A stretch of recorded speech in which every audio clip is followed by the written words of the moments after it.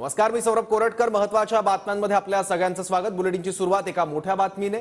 चंद्रकांत दादांच्या वक्तव्यावर अजित पवार यांनी नाराजी व्यक्त केल्याची माहिती सूत्रांकडून येते आहे.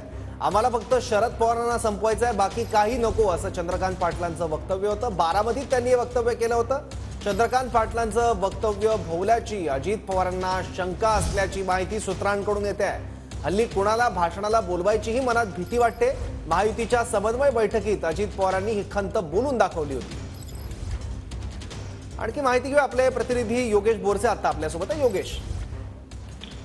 सौरभ, काल बारामती लोकसभा मतदारसंघात मतदान पार पडलेलं आहे. मात्र गेल्या 15 दिवसांपासून बारामती लोकसभा मतदारसंघात प्रचाराची रणधुमाळी सुरू होती, आरोप प्रत्यारोप सुरू होते.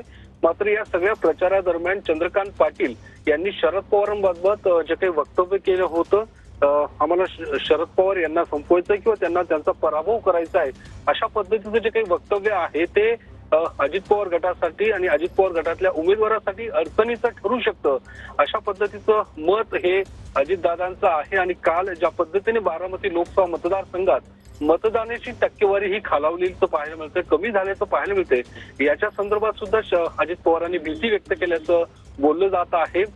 आज जी काही महायुतीची बैठक पुण्यात पार पडली होती, या बैठकीमध्ये अजित पवारांनी अशा पद्धतीची शंका ही उपस्थित केल्याची माहिती ही सूत्रांकडून मिळते. आणि एकूण चंद्रकांत पाटलांचं जे काही वक्तव्य आहे ते सुद्धा अजित पवार गटासाठी अडचणीचं ठरू शकतं, अशी भीती सुद्धा अजित पवारांनी व्यक्त केल्याचं या सर्व बैठकीतल्या काही पदाधिकाऱ्यांचं म्हणणं आहे. तसंही सूत्रांकडून जी काही माहिती मिळते.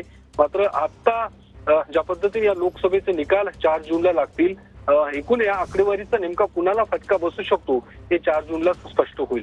सौरभ.